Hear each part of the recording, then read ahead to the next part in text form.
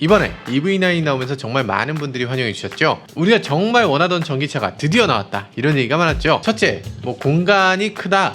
둘째, 주행거리가 길다. 셋째, 디자인이 굉장히 멋진 건가? 아무튼 하나 빠지는 거 없이 넉넉한 전기차가 드디어 나왔다, 이런 얘기들도 하고요. 이런저런 말씀해 주셨는데 조금 아쉬운 게 있습니다. 물론 7천만 원대부터 시작하지만 야, 이게 1억짜리 차로 보이나, 이왕 돈 들이는 김에 조금 더 돈 들인 티가 나게 만들어줬으면 좋았겠다, 이런 얘기도 있고요. 에이, 아니다, 전기차는 원래 비싸다, 비싼 게 당연한 거지, 네가 이해해야지, 이러시는 분들도 계시고요. 하긴 배터리팩만 3천만 원이다 이렇게 얘기하면 그럴 법하기도 하고, 그래도 너무 비싸긴 하죠. 그래도 다행히 EV9의 배터리 가격에도 안 되는 그런 가격에 살 수 있는 전기차가 나옵니다. 그렇다고 형편없게 나온 것도 아니에요. 주행거리 200km 넘는다고 하고요. 공간 넉넉하죠. 파워트레인은 미국 보그워너 사용한다고 합니다. 배터리는 LFP. 괜찮아, 조금 더 들어봐. 안전성, 경차 안정성이 그렇게 좋진 않겠지만 그래도 전기차니까 가솔린 경차보다는 훨씬 좋을 것 같다. 네, 요즘 장안의 화제, 저를 포함해서 정말 많은 분들이 기다리고 있는 신차라고 하는데요. 기아 레이 EV입니다.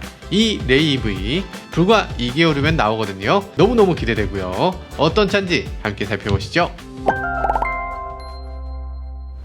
자, 일단 먼저 찍혀있는 사진을 간단하게 볼까요? 이렇게 생겼다고. 위장막이라서 자세한 건 알 수 없지만 여기서 보면 전면부에 이런 느낌이군요. 보이는 건 휠밖에 없네. 휠만 조금 다르게 생겼구나. 작년에 레이가 2차 페이스리프트를 했잖아요. 페이스리프트에서 디자인이 조금 더 강인해졌습니다. 강인해지고서 인기가 꽤 올라갔어요. 그래서 요즘 10위권 안에 꾸준히 들어가는 모습을 보여주죠. 경차가 이렇게까지 인기 있을 일인가 싶긴 한데, 굳이 이제는 레이 같은 자동차는 경차라고 취급한다 보다 실용적인 작은 차 이런 식으로 생각을 좀 바꾼 것 같아요. 실제로 짐을 안에다 넣어보면 생각보다 훨씬 더 많이 들어간다는 거죠.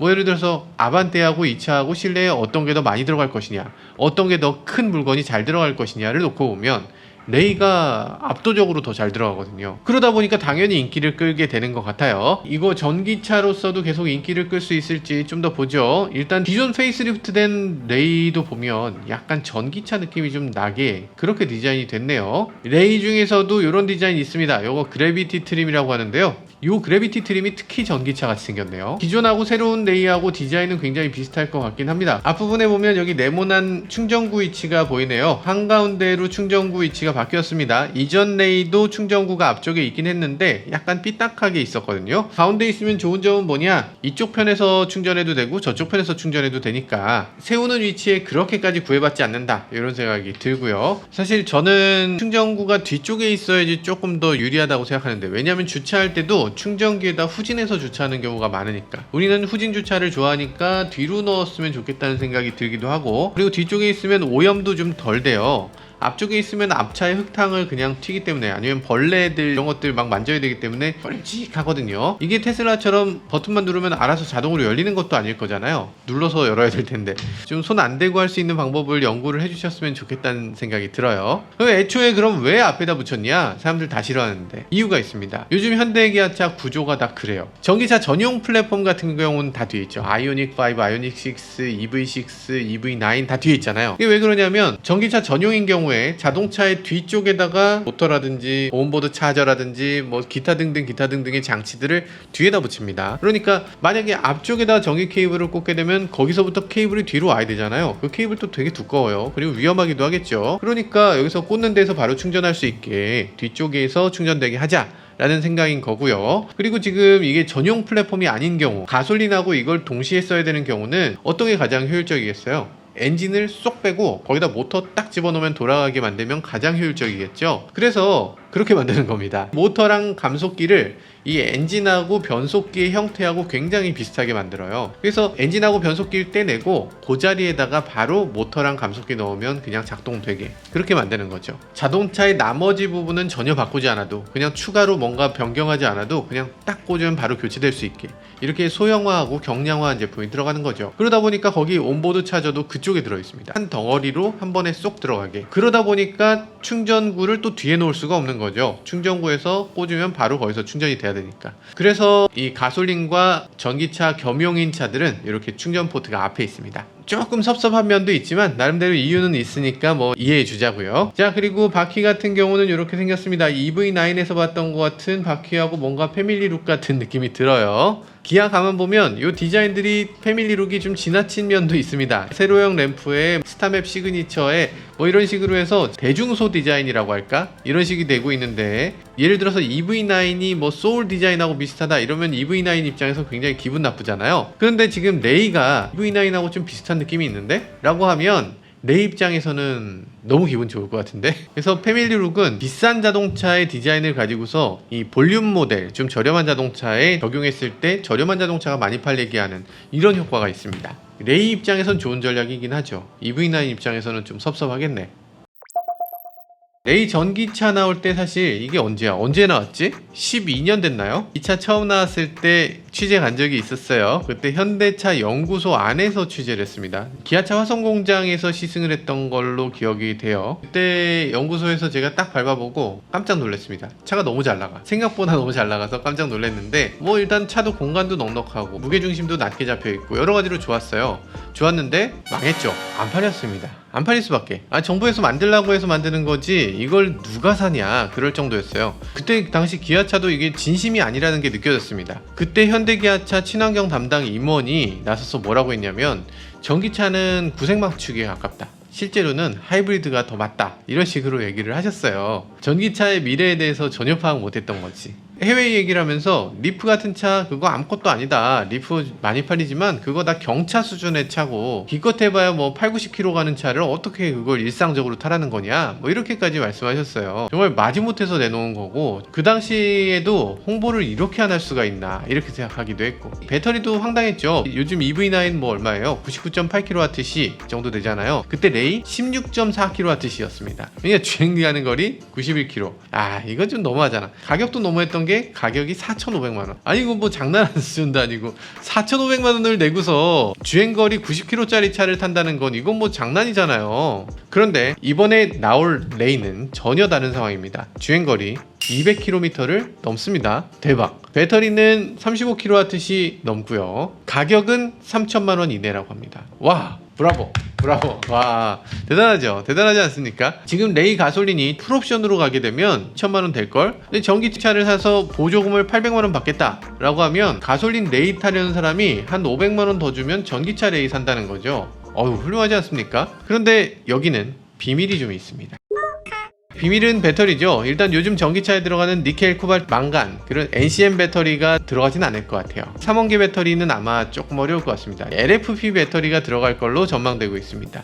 그럼 NCM 배터리는 뭐고 LFP 배터리는 뭐냐? 둘 다 리튬이온 배터리인데요. NCM 배터리는 니켈, 코발트, 망간 배터리라고 하는 거죠. 적어도 지금까지는 밀도가 가장 높은 방식입니다. 그런데 문제는 이 코발트가 엄청나게 비싸요. 코발트는 분쟁 광물이잖아요. 주로 콩고에서만 나오고, 이 콩고에서 나오는 걸 주로 중국 회사가 채굴해서, 그래서 중국에서 대부분을 컨트롤하고 있습니다. 일단 콩고에서도 이게 뭐 피해 광물이라고 해서 내전을 통해서 얻어지는 광물이에요. 그래서 이 코발트 함량을 줄여낸다는 게 요즘 대세죠. 그러다 보니까 가격이 안정적이지 않고 천정부지로 막 뛰어오를 때가 많은 거죠. LFP는 기본적으로 코발트를 사용하지 않죠. 그러면 다 좋냐? 그건 아니고 NCM 배터리에 비해서 밀도가 떨어지는 방식입니다. 반면에 가격이 좀 낮고 이론적으로는 더 안정적인 방식. 쉽게 말하면 화재가 덜 발생한다는 얘기죠. 물론 그건 맞는데 중국에서 비아디가 화재가 몇 번 발생하기도 했죠. NCM 배터리만 화재가 나는 게 아니고 LFP 배터리가 훨씬 더 안정적이라고는 하지만 LFP 배터리도 리튬이온이니까 액체가 안에 들어있으니까 화재가 발생합니다. LFP라고 해서 만능은 아니다라는 거죠. 그래도 NCM 배터리에 비해서는 올리빈 구조라고 해서 이 육각형 구조를 갖고 있어서 더 안정적인 배터리, 이렇게 알려져 있습니다. LG에너지 솔루션의 자료에 보면요, NCM 배터리보다 LFP가 더 안정적이다, 그리고 배터리 수명도 더 길다, 그런데 밀도가 더 낮다, 이런 식으로 표현되어 있네요. 저는 일단 화재 위험이 낮다, 이 부분이 눈에 많이 들어오네요. LFP 배터리가 화재 위험이 낮아, 그럼 주행거리가 좀 짧더라도 저는 고려해 보겠는데요. 그럼 LFP의 단점은 뭐냐? 단점이 딱 하나 있는데 밀도가 낮다는 거죠. 밀도가 낮은 게 뭐길래 그렇게 문제라는 거냐? 뭐냐면 자동차나 뭐 비행기나 이런 운송수단, 이런 운송수단은 무게가 곧 낭비입니다. 그러니까 드론을 혹시 날려보신 분들 계시겠지만 드론을 날려보면 비행시간이 얼마 안 돼요. 어떤 건 5분, 어떤 건 10분 이렇게 됩니다. 왜 이렇게 짧아? 배터리 많이 넣으면 되잖아요 하실 텐데, 배터리를 많이 넣으면 더 오래 못 납니다. 왜냐면 배터리 무게가 생기기 때문에 그 배터리 무게를 띄우기 위해서 에너지를 더 써요. 배터리를 일정량 이상을 넣게 되면 오히려 비행시간이 더 짧아집니다. 근데 전기차도 마찬가지예요. 이게 밀도가 낮은 배터리다 그러면 더 많이 실어야 되잖아요. 그러니까 실내 공간도 더 좁아질 거고 무게도 더 많이 증가돼서 배터리를 더 실으면 실을수록 더 잘 가는 건 아니고 경우에 따라서는 오히려 주행거리가 짧아지는 문제가 생깁니다. 그래서 그전까지 LFP 배터리는 자동차 배터리는 안 된다 이런 얘기가 있었던 거예요. 근데 테슬라가 배터리 데이라는 걸 열었잖아요. 그때 갑자기 LFP 배터리라는 걸 무슨 혁신이라고 들고 나왔어요. 그때 모든 게 바뀌었습니다. 테슬라가 갑자기 저렴한 자동차를 내놓을 거예요 하면서 새로운 테슬라 모델에 우리 LFP 배터리를 쓸 겁니다 이랬던 거죠. 그때 배터리 관련 업계에서 깜짝 놀랐습니다. 밀도를 계속 높이는 쪽으로 가고 있는데 오히려 밀도를 낮춘다고? 오히려 저렴한 배터리 쓴다고? 야 미친 게 아니냐? 이랬던 거예요. 생각해보면 우리가 그동안 LFP는 원래 있었던 거죠. 있던 거가 밀도가 너무 낮으니까 야 그거 생산 그만하고 NCM으로 넘어가자 했던 그런 부식 기술, 생산 중단하고 버렸던 배터리인데 야 잠깐만 도로 꺼내와 이러면서 도로 꺼내온 기술이 된 거죠.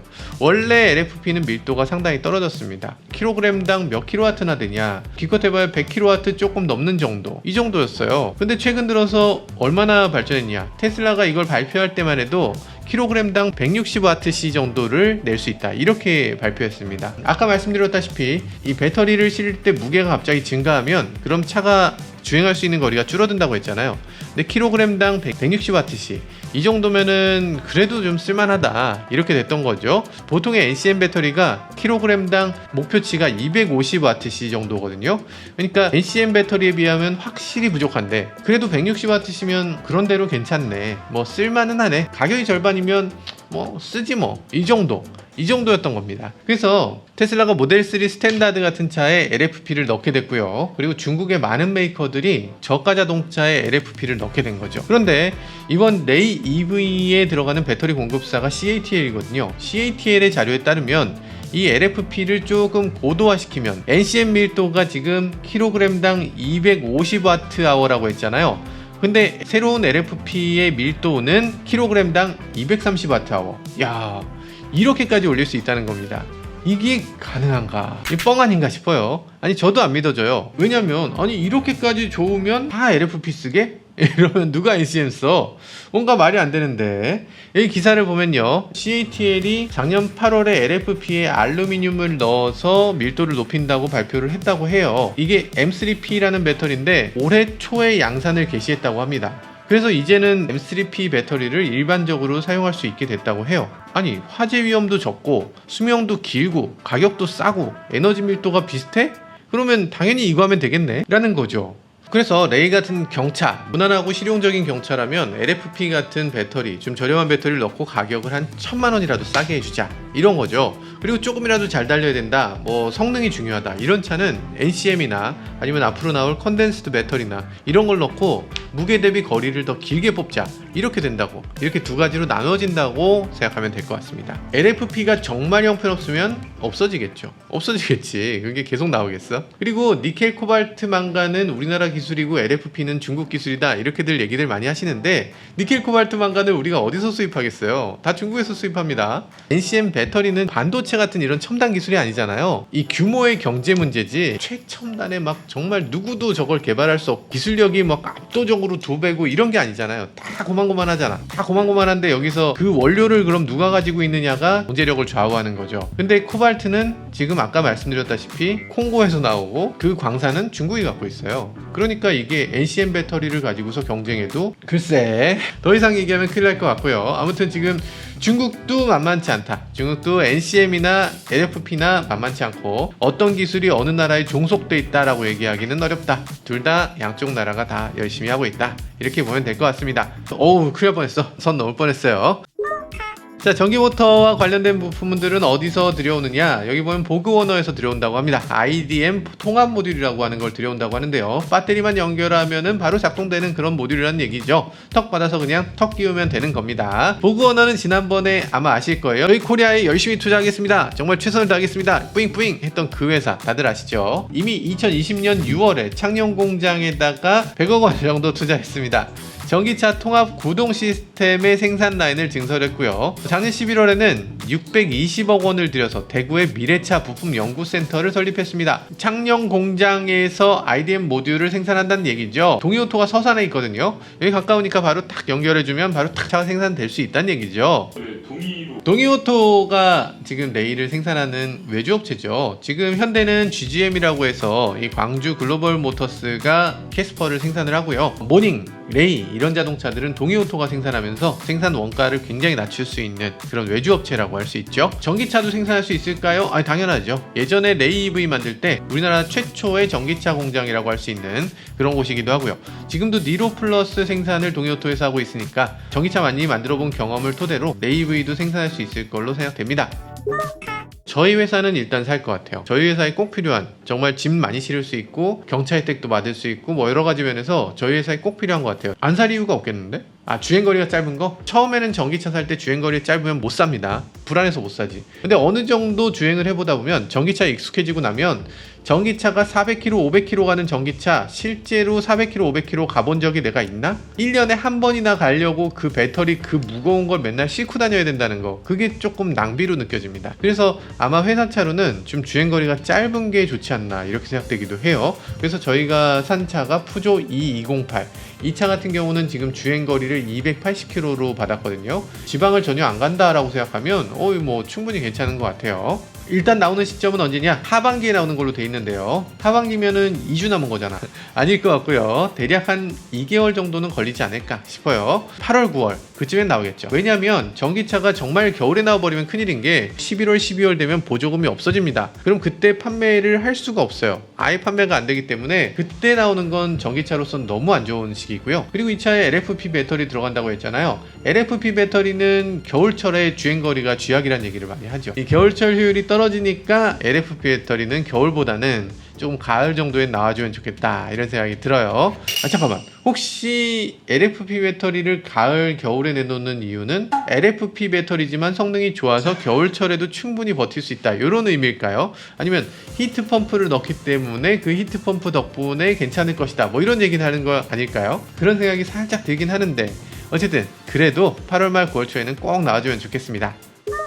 레이 EV는 여러 가지로 좋지만 그 중에서 가장 중요한 건 경차 혜택 그리고 전기차 혜택이라고 할 수 있겠죠. 사업자 같은 경우에 부가세를 환급해 줍니다. 차량 가격의 10%를 무조건 환급받는 거예요. 근데 여기서 또 재밌는 게 있습니다. 차 가격이 예를 들어서 3천만 원짜리 차다. 그러면 여기 구입가는 거기서 한 800만 원 정도 보조금을 받으니까 2,200만 원만 내면 되잖아요. 2,200만 원에 10%면 220만 원 받아야 되는데 그게 아니고 환급받을 때는 원래 차 가격에 맞춰서 환급을 받습니다. 그러니까 3천만 원짜리 차면 2,200만 원 냈어도 300만 원 받는 거예요.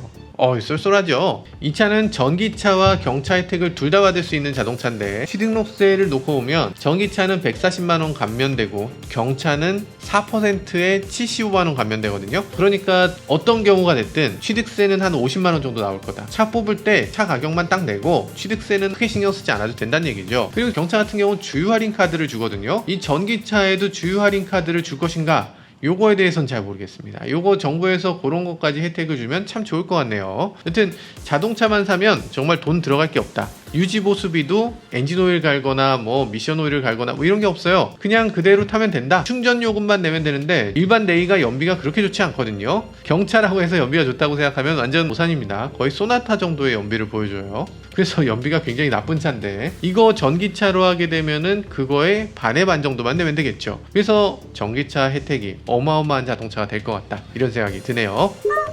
이런 차는 왜 나와야 되나? 사실 뭐 모든 사람들을 위한 차는 아닙니다. 출퇴근만 하는 자동차라고 할 수 있죠. 도시명 자동차, 수도권 안에서만 다니는 자동차, 이렇게 봐도 될 것 같아요. 아까 말씀드렸다시피 이게 쓰지 않은 배터리를 굳이 싣고 다니는 건 굉장히 불필요한 일이고 적어도 환경에 그렇게 좋은 일이 아니죠. 작으면서 친환경적인 자동차, 이런 차가 반드시 필요하고요.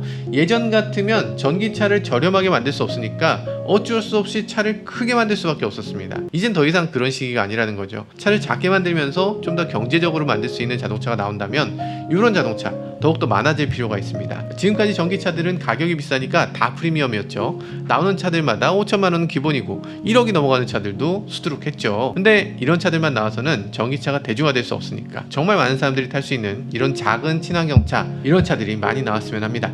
이 내년에는 캐스퍼도 전기차가 나온다고 하는데요. 이런 전기차들 좋은 상품성을 갖추고 나와서 시장에서 잘 경쟁해 줬으면 좋겠습니다. 지금까지 저는 모카 김한용이었습니다. 감사합니다.